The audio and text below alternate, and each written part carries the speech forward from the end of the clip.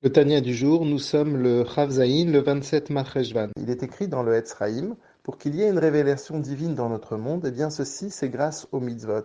Et les mitzvot, les bonnes actions que nous faisons, eh bien quand elles sont concrètes, quand elles sont tangibles. La raison, c'est parce que les Maasim Tovim, les bonnes actions que nous faisons, eh bien créent une union, créent un yichud chez Akadosh Baruch Hu.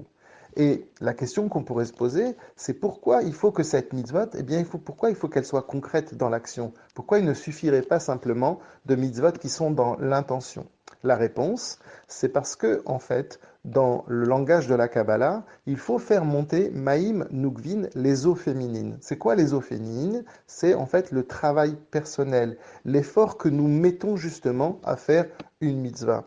Et ceci se retrouve vraiment quand la mitzvah, eh bien, elle est tangible. D'ailleurs, la mitzvah qui est en rapport avec l'action a d'autres vertus. La vertu principale, c'est que l'on dit qu'une mitzvah, elle arrive à couper les ronces. C'est quoi les ronces? Eh bien, les ronces, c'est la klipa.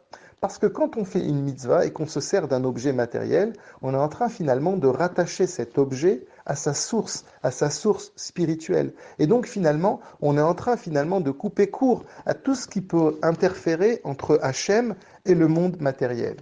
Alors, le Hadmour Azaken amène une question, il dit, mais voilà, ce tikkun, cette réparation du monde matériel, eh bien on voit que Adam Arishon, lui, eh bien, il l'a faite grâce à la tfila. Alors comment ça se fait? Voilà, il n'a pas fait par l'action. Et la réponse, on la connaît puisqu'on en a parlé précédemment, la réponse, c'est la tfila, elle se dit avec des mots, les lettres qui sont parlées. Le fait que l'on a prononcé, articulé, eh bien on a besoin pour cela d'un corps matériel pour parler, c'est pas la neshama qui parle. Et donc ça même c'est une action. Et donc notre action de la tfila par les mots que l'on va dire, eh bien ça va remonter le fil dans tous les mondes, depuis le monde de Asiya, Yetzira, Bria et Atzilut, les quatre mondes que l'on connaît.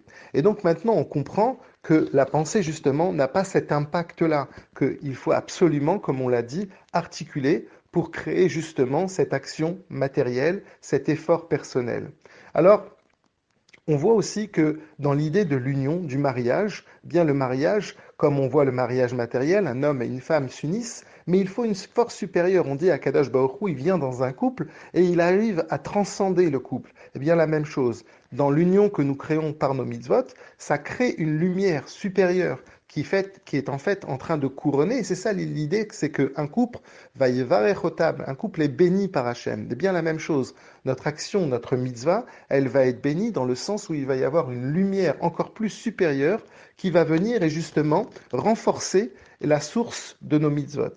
Alors, le Zohar, on rapporte dans le Zohar qu'il y a aussi une idée de tfila qui est que avec les kavanot, que avec l'intention, sans aucune parole. C'est le fait de pouvoir faire une tfila avec toutes les yichudim, les unions du nefesh, ruach et neshama. Mais le Hadmour Azaken dit que cette fila-là, cette fila qui est fait que quand un tzaddik, par exemple, juste il se prosterne, eh bien il arrive à créer yichud, ça c'est que pour des gens qui sont de manière spécifique, c'est que des personnes qui ont yichidé zgoula, des gens qui ont un grand niveau des tzaddikim. Mais pour la majeure partie des êtres humains, il faut ma'asim tovim, comme on l'a dit, il faut des actions concrètes pour justement attirer cette lumière qui va venir du monde de Hatzilut jusqu'à nous.